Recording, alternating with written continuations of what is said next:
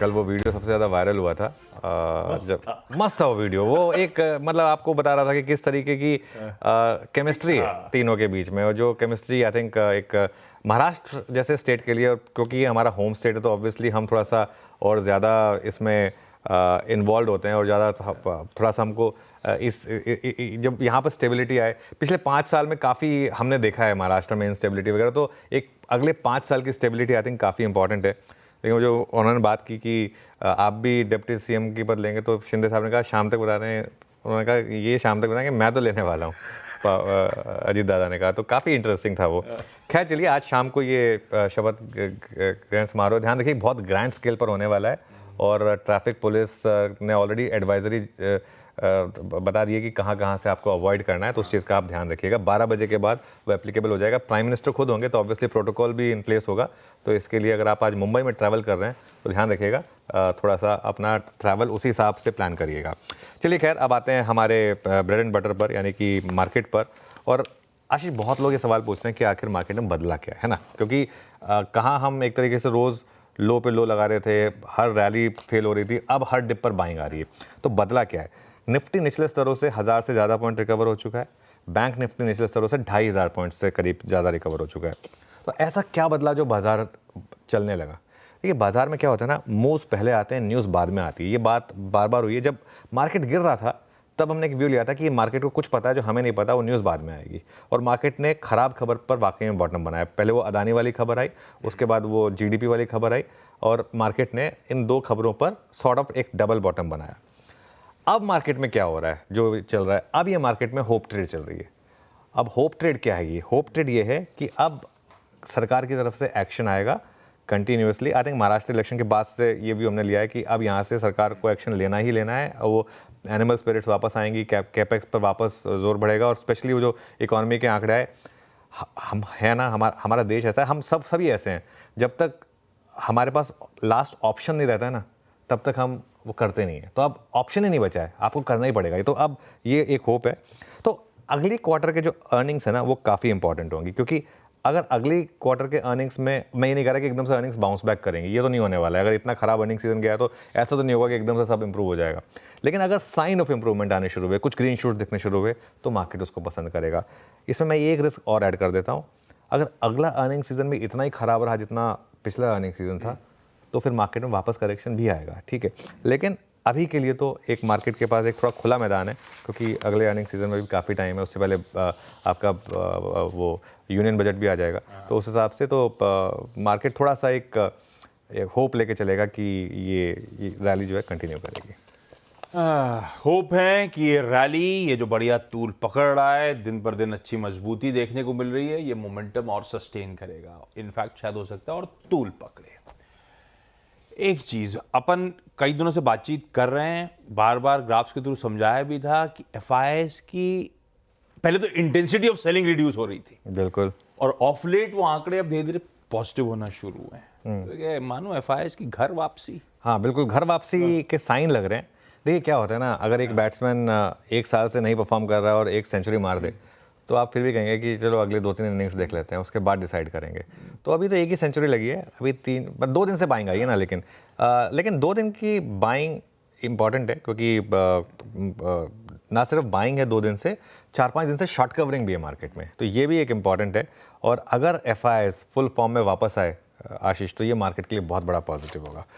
उसका रीज़न बताता हूँ मैं क्यों। क्योंकि देखिए क्या होता है ना, जब एफआईआईज बाय या सेल करते हैं तो वो भाव नहीं देखते, फिर उनका व्यू बहुत क्लियर होता है। अगर लेना है तो किसी भी भाव पे लेना है, बेचना है तो किसी भी भाव पर लेना है, और इसके लिए वो मार्केट ऑर्डर्स डालते हैं। हमारे जो डीआईएस हैं वो लिमिट के हिसाब से बाय करते हैं, जब उनको अपना प्राइस दिखता है तब बाय करते हैं, अपना प्राइस दिखता है तब सेल करते हैं। तो इसलिए जब भी एफआईआईज की बहुत बड़ी बाइंग या सेलिंग होती है, बहुत बड़ी से मेरा मतलब 5,000-6,000 करोड़ मिनिमम, उससे प्लस की बाइंग या सेलिंग होती है, तो आप नोटिस करते हैं वो स्टॉक प्राइसेस को डायरेक्टली उसी दिन इम्पैक्ट करती है, और बहुत ज़्यादा तेज़ तरीके से इम्पैक्ट करती है। और ऑल्सो बिकॉज उनकी जो ज़्यादातर बाइंग होती है वो कॉन्सेंट्रेटेड होती है, लार्ज कैप्स में होती है, 5-6 बड़े स्टॉक्स में होती है, जिससे इंडेक्स मूव करता है। तो इसके लिए जब एफआईआईज का बाय या सेल होता है बड़ा, उससे काफ़ी बड़ा मूव इंडेक्स में आता है। DIIs on the other hand वो प्राइस सेंसिटिव होते हैं, वो अपने भाई खुद के देश के लोगों का पैसा लगा होता है तो वो सोच समझ कर डिसीजन लेते हैं उस हिसाब से।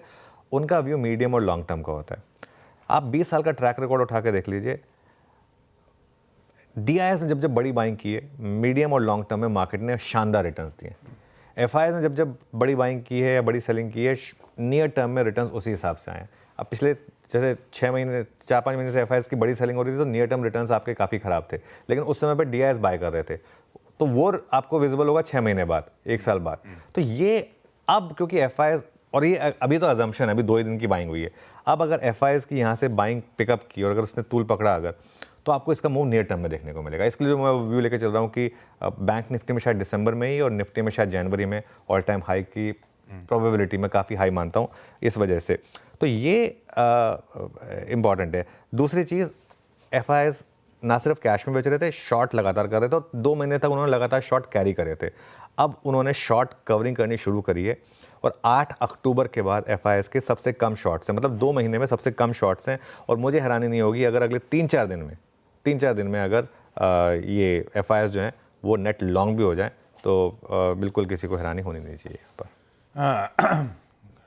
लौट रहे हैं फूफा, दिख रहा है असर स्क्रीन्स पे बढ़िया, और उसमें एक HDFC बैंक 2 दिन से तो मतलब गजब का आउट परफॉर्मेंस निफ्टी बैंक में, purely led by HDFC bank. और मुझे तो याद पड़ता है अपन लोग कब वो 11:30 का शो करते थे सोशल मीडिया पे लाइव। हाँ, उस टाइम पे जब HDFC बैंक सबसे ज्यादा पेन में था, शायद 1400-1500 के ब्रैकेट में हुआ करता था, तब ये बातचीत होती थी। अगर आप लंबा नजरिया रख रहे हैं, बिल्कुल घुसिए स्टॉक में, कोई कंसर्न नहीं है, ब्यूटीफुल पेडिग्री है। और आज देखिए रोज नए रिकॉर्ड उच्चतम स्तर जड़ते ही चले जा रहे हैं HDFC बैंक, और अब सब इस बैंक की चर्चा कर रहे हैं। क्या लग रहा है इसको देखकर? अभी तो तेजी की शुरुआत हुई है, ऐसा मानो क्या? देखिए क्या होता है ना आशीष, हमने 1400 पे ये स्टॉक डिस्कस किया था फरवरी में, और रोज किया था, रोज सवाल आते थे उस टाइम पे HDFC बैंक के, याद होगा। और मैंने एक चीज़ ये भी कही थी जब ट्रोलिंग होती थी कि 1 साल के बाद बात करेंगे, है ना, क्योंकि HDFC बैंक जैसे स्टॉक्स में ऑब्वियसली आप 3 दिन का व्यू नहीं ले सकते। 1400 पर ये नज़रिया लिया गया था कि इसमें बॉटम बना है, और इसके मूव ने ना एक चीज़ जो आपको क्लियर करके दी है, क्लास इज परमानेंट। और स्टॉक मार्केट में ना हर बार आप सिर्फ मल्टी बैगर रिटर्न्स नहीं चेज कर सकते, कई बार आपको स्टेबिलिटी चाहिए होती है पोर्टफोलियो में। ये एक ऐसा स्टॉक है जो आपके पोर्टफोलियो में हमेशा होना चाहिए। ये ऐसे स्टॉक्स जिनका ट्रैक रिकॉर्ड इतना अच्छा है आशीष, जिन्होंने 20-25 साल में इतना पैसा कमा कर दिया है, जिन्होंने जब लेंडिंग करते हैं तो सोच समझ कर करते हैं। आखिरकार उनकी जो बुक स्लो हुई थी उसका रीज़न था ना, उन्होंने देख लिया था कि भाई कुछ ना कुछ इकोनॉमी में दिक्कत है, तो इसके लिए थोड़ा स्लो डाउन उन्होंने किया था। अब उस समय मार्केट सिर्फ ग्रोथ पे फोकस कर रहा था, क्वालिटी पे नहीं फोकस कर रहा था। आज मार्केट क्वालिटी पर फोकस कर रहा है, यही बदला है ना, और क्या बदला है। तो अब देखिए क्या होता है, सबसे पहले ऑल टाइम हाई किस स्टॉक ने लगाया? HDFC बैंक ने, और वो भी अब सिग्निफिकेंटली बेटर। 1794 का जो हाई था वो क्रॉस हुआ और 1800 के ऊपर, और उसके बाद शानदार मोमेंटम आपको दिखाएगा। और ये भी 12 मंथ में आपको 14.5% इसलिए दिखा रहा है क्योंकि एक बार 1600 से गिर के 1350 तक आ गया था।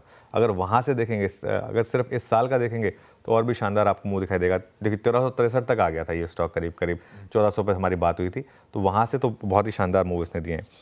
और अब आपने पूछा, देखिए कोई भी स्टॉक जब मल्टी ईयर कंसोलिडेशन के बाद बाहर निकलता है ना, वो वहाँ पे रुकता नहीं है फिर, और ये यहाँ से भी मुझे लगता नहीं कि रुकने वाला है। अगेन अगर आपका नज़रिया बड़ा है, अगर आपका फॉर एग्जांपल अगर आपका 1 साल का नज़रिया है यहाँ पर, तो 2400 से 2500 तक का भी यहाँ पर मुझे लग रहा है कि एक व्यू पॉसिबल है। और जिसमें कह रहा हूँ कि यहाँ पर नहीं रुकने वाला ये स्टॉक, और ये 2400-2500 ये पॉसिबल है। थोड़ा सा ग्राफिक कमेंट्री से मैच नहीं हो रहा, लेकिन कोई दिक्कत नहीं। 2400-2500 अगले 1 साल में पॉसिबल। और इस तरह के कंफर्टिंग स्टॉक में अगर 1 साल में आपको 30% प्लस के रिटर्न्स मिल रहे हैं, तो क्या कंफर्ट होगा स्ट्रीट का, सोचिए आप। इसीलिए अपने रिकॉर्ड उच्चतम स्तरों पे भी आए दिन स्ट्रॉन्ग एक्यूमुलेशन, बढ़िया बाइंग, और दिन पर दिन बढ़िया मूव्स ये स्टॉक डिलीवर करता हुआ। अच्छा, एक अभी आऊं मैं स्ट्रैटेजी पर, आज के ग्लोबल ट्रेड सेटअप, उस सब समीकरणों पे थोड़ा सा और जामा पहन लेते हैं बाजार का, क्या आउटलुक है। पिछले कई दिनों से अपन लोग इस प्लेटफॉर्म पे वैसे चर्चा कर रहे थे, निफ्टी बैंक नए शिखर पे जाने की कर रहा है तैयारी, और क्या आउट परफॉर्मेंस निफ्टी बैंक में देखने को मिला है। अगला पड़ाव निफ्टी बैंक का क्या लेके चल रहे हैं अपन? बिल्कुल, ये मैंने जो कल डिस्कस किया था मैं उसी को रिविजिट कर रहा हूँ क्योंकि ये इंपॉर्टेंट था और कल बहुत लोगों ने पूछा भी था इसके ऊपर, तो मैं दोबारा इसको रिविजिट कर रहा हूँ कि निफ्टी और निफ्टी बैंक में अब इस मूव में आप कहाँ तक जा सकते हैं। देखिए, क्लोजिंग बेसिस पर निफ्टी कितना गिरा था, कितनी रिकवरी हुई, ये इंपॉर्टेंट है समझना। 2866 पॉइंट हम गिरे थे क्लोजिंग बेसिस पर, 26,216 से लेकर 23,350 तक की वो क्लोज टू क्लोज गिरावट थी। इंटरडे में थोड़ा सा ज़्यादा गिरावट थी ऑब्वियसली, लेकिन क्लोज टू क्लोज।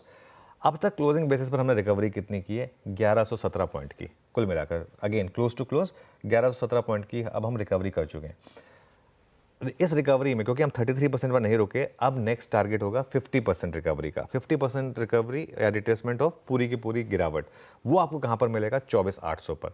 तो मैं ये व्यू लेकर चल रहा हूँ कि 24,800 अब इस स्विंग का आपका एक लॉजिकल टारगेट होना चाहिए। इसका मतलब ये नहीं है कि 24,800 पर रुक जाएगा, और इसका मतलब ये भी नहीं है कि 24,800 पे जाना ही जाना है, लेकिन एक प्रोबेबिलिटी के हिसाब से हाई प्रोबेबिलिटी इवेंट है कि आप एक बार के लिए 24,800 को नॉक करेंगे और उसके बाद देखेंगे कि हम उसके बाद ऊपर जाने के लिए तैयार हैं या नहीं है। Bank Nifty on the other hand already 55% से ज़्यादा रिकवर हो चुका है, और इसके लिए बैंक निफ्टी पर मेरा व्यू जो है कि कल मैंने बात की थी कि 53,500 इमीडिएट टारगेट होगा। 53,400 कल ही आ गया, तो 53,500 से 54,000 मुझे लग रहा है कि 54,000 तक एक बार जाने का मूव है यहाँ पर। और अगर 54,000 क्रॉस हुआ तो बैंक निफ्टी में तो जो मैं व्यू लेकर चल रहा हूँ कि इसी महीने पॉसिबल है कि आप ऑल टाइम हाई हिट करें, क्योंकि यहाँ पर जो सबसे बड़ा स्टॉक है उसने चलना शुरू कर दिया अब, और अब उसको अब हर डिप पर लोग बाय करेंगे। तो उस हिसाब से ये अब अगले पड़ाव होंगे इस समय मार्केट के लिए, निफ्टी और बैंक निफ्टी दोनों पर। और दोनों की इंडिविजुअल स्ट्रैटेजीज कल क्या चर्चा हुई थी, आज के अप्रोच उस पर आगे आता हूं। दो समीकरण और बिठा लेते हैं। अब आइए ग्लोब पे। खैर, गिफ्ट निफ्टी इंडिकेट कर रहा है कि हम लोग एक फ्लैट हल्की सी सुस्त ओपनिंग कर रहे होंगे, 30-40 पॉइंट नीचे। काफी देर से इसी तरह के ओपनिंग के इंडिकेशंस आ रहे हैं।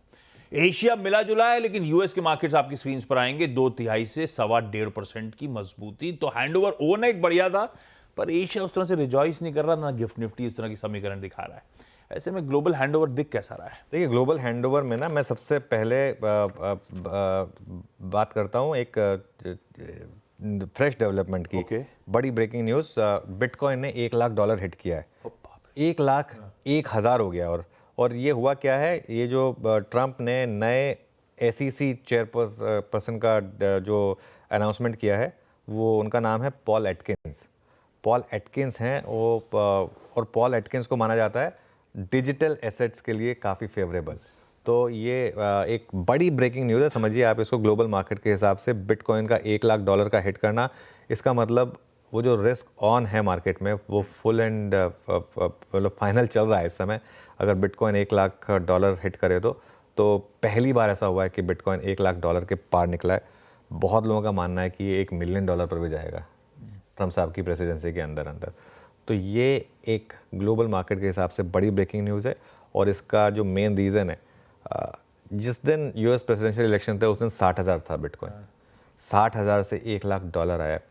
जो हमारी बात होती थी ना कि भाई FIs क्यों नहीं ले रहे, इंडिया में क्यों नहीं ले रहे, क्योंकि उनके पास एवेन्यूज़ इतने हैं। पिछले कुछ महीनों में कुछ महीने क्या 2 महीने में इतना पैसा bitcoin, digital assets, US market वहाँ पर वापस गया है, क्योंकि यहाँ पर इतना स्ट्रॉन्ग मोमेंटम अगर आपको देखने को मिल रहा है। देखिए क्या है, अगर आपको दिख रहा है कि एक स्पेस में मोमेंटम है तो आप वहाँ जाएंगे। तो ये बिटकॉइन और उसका जो बड़ा ट्रिगर है, जो मैं कह रहा हूँ कि जो US SEC जो उनका सेबी होता है बेसिकली, उसके जो वो नए चेयरमैन बनाए गए हैं वो काफ़ी फेवर करते हैं डिजिटल एसेट्स को। बाकी के ग्लोबल क्यूज़ पर आते हैं आशीष। अब कल रिकॉर्ड हाई पर बंद हुए अमेरिकी मार्केट्स, तीनों के तीनों मार्केट रिकॉर्ड हाई पर बंद हुए। 45,000 के पार निकला डाउ जोन्स पहली बार, और 20,000 से सिर्फ 1.5% दूर रह गया है नैस्डैक। और वो जो मैग्निफिसेंट 7 कही जाती हैं, जो 7 बड़ी टेक कंपनियां वहाँ की, वो सातों के सातों स्टॉक्स जो है उनमें तेज़ी थी। वो जो फैंग स्टॉक्स होते हैं उनमें 2 स्टॉक्स और ऐड हो गए थे। और पावल साहब की जो स्टेटमेंट आई ना, अब देखिए यही मार्केट 2-3 महीने पहले पावल साहब की स्टेटमेंट को काफ़ी नेगेटिवली लेता, लेकिन अब मार्केट ने इसको पॉजिटिवली लेना शुरू किया है। पावल साहब कह रहे हैं कि अमेरिकन इकोनॉमी सरप्राइजिंगली स्ट्रांग है और इन्फ्लेशन अभी भी थोड़ी सी ऊंची है। इसका मतलब ये हॉकिश स्टेटमेंट है बहुत ज़्यादा। इतनी हॉकिश स्टेटमेंट के बावजूद मार्केट नहीं गिर रहा है, ये आपको क्लियरली एक इंडिकेशन दे रहा है कि अब मार्केट उस स्टेज में आ गया जहां पर वो अच्छी खबर पर भी अच्छी तरीके से रिएक्ट करने को तैयार है। उन्होंने कोई इंडिकेशन नहीं दिया कि 18 तारीख को रेट कट होगा या नहीं होगा। मार्केट ये मान के चल रहा है कि एक रेट कट होगा 18 तारीख को, और उसके बाद जनवरी में कोई रेट कट नहीं होगा, और उस रेट कट की, इवन दिसंबर की रेट कट की भी प्रोबेबिलिटी अब उतनी नहीं है जितनी एक समय पे हुआ करती थी। तो लेकिन उसके बावजूद मार्केट चल रहा है, तो मतलब मार्केट स्ट्रांग है। प्लस आज एक दो बड़े और ट्रिगर हैं। क्रूड पर नज़र रखिए, क्योंकि ओपेक प्लस कंट्रीज़ की जो आज बैठक है उसमें थोड़ा सा कुछ डिसीजन आएगा। उससे पहले थोड़ा सा क्रूड नीचे आया है। यूएस में इनिशियल जॉबलेस क्लेम, वो आंकड़े जो हैं वो काफ़ी इंपॉर्टेंट हैं, वो आएंगे।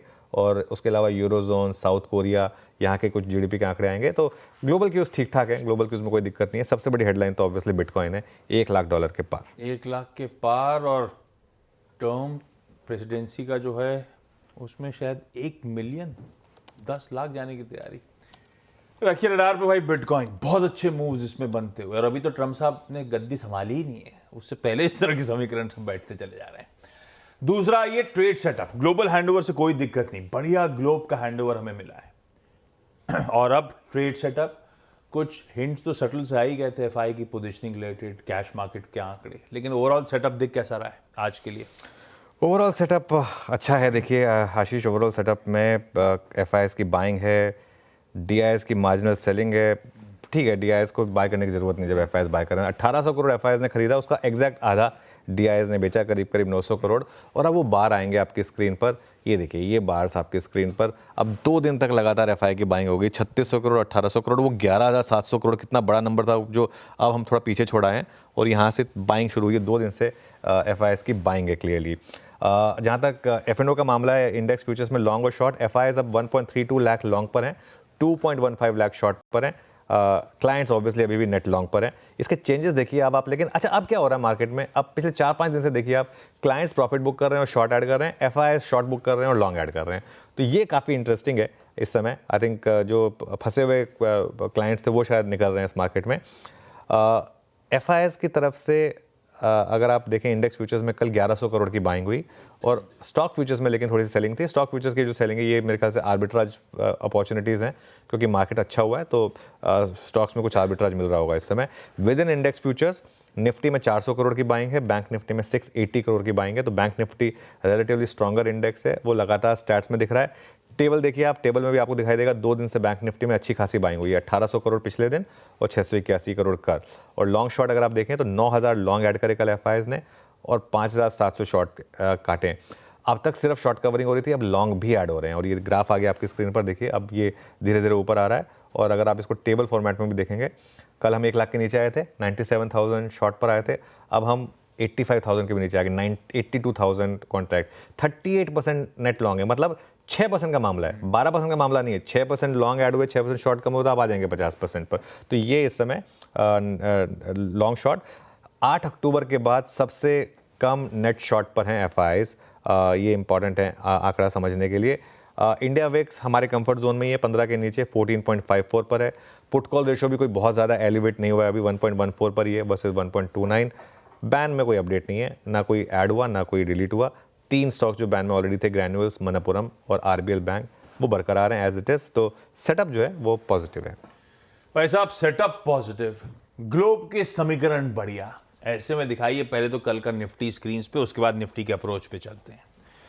कल सुबह बात हुई थी, अगर फ्लैट खुल रहे हो, जोन पे खुल रहे हो, निगेटिव खुल रहे हो, तो दरअसल ये बाजार चीख चीख के खरीदारी करने के मौके दे रहा है आपको। खरीदिए, इनफैक्ट 350 से 400 के जोन्स पे और ऐड करिए। और अपना रेजिस्टेंस बैंड था 24,500 से 24,600 का, गया 575 तक के इंट्राडे हाइज, उसी जोन्स तक जाता हुआ नजर आया शुरुआती ट्रेड में ही, फर्स्ट हाफ में ही। और उसी रेजिस्टेंस बैंड के बाद ही वो बास्केट सेलिंग आई थी भारतीय बाजारों में।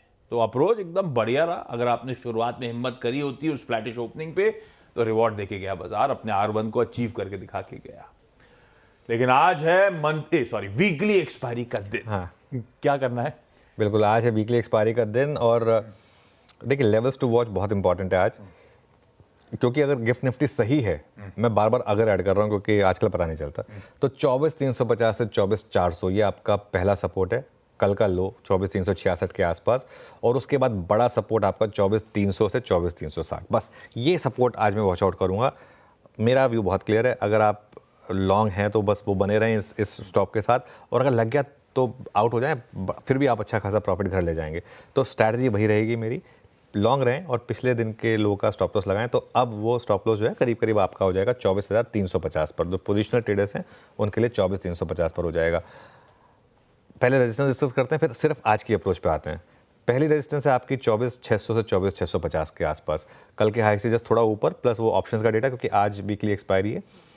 और आज के लिए तो खैर वही बड़ी रेजिस्टेंस है। और उसके बाद पोजिशनल ट्रेडर्स को बड़ी रेजिस्टेंस मिलेगी, वो जो मेरा 24,800 का एक लॉजिकल टारगेट मैं लेकर चल रहा हूँ, 50% रिट्रेसमेंट वाला। बाय जोन कहाँ पर है? अगर आपको 24,400 से 24,450 मिले, एक लीप ऑफ फेथ ट्रेड लेकर बाय करें यहाँ पर, और एक स्टॉप लॉस लगा दें सिस्टम में 50 पॉइंट का, 24,350 का। बस 50 पॉइंट का स्टॉप तो कहीं भी आप लगाएंगे, अगर लग गया तो बैड लक, नहीं लगा तो ये आपको 150-200 पॉइंट दे देगी ट्रेड। तो रिस्क रिवॉर्ड ऑलमोस्ट 3:1 4:1 का आज इस ट्रेड में आपको निफ्टी में बैठता हुआ दिखाई देगा। बहुत बढ़िया रिस्क रिवॉर्ड है, समीकरण बढ़िया है, 50 पॉइंट के स्टॉप के साथ बढ़िया ऊपर के लक्ष्य आपको नजर आएंगे। अब आइए निफ्टी बैंक के अप्रोच पे। कई बार चर्चा हो रही थी, हमेशा ये बात हुई थी इसमें ज्यादा स्ट्रेंथ है क्योंकि इसने अपना 200 डीएमए ही नहीं तोड़ा था जब निफ्टी ने वो कर डाला था। तब से ये बात हुई थी एक पायदान बेहतर, एक पायदान बेहतर, और ये बात हो रखी थी कि ये अपने नए शिखर पे जाने की कर रहा है तैयारी। इसमें नजरिया थोड़ा बड़ा रखिए आप, और अगर एफआईआईज की वापसी हुई तो ये वो पॉकेट है जो आउट परफॉर्म करके देगी। ऐसे ही बिल्कुल टेम्पलेट वैसे ही प्ले आउट होती हुई कल खरीदारी करने का मन अपने पहले रेजिस्टेंस के बियॉन्ड गया। 53,000 से 53,200 का पहला अपना R1 था और R2 की तरफ बढ़ चला था निफ्टी बैंक। इस तरह का बढ़िया सेशन पैन आउट हुआ है। क्या अप्रोच आज रखी जाए निफ्टी बैंक पे?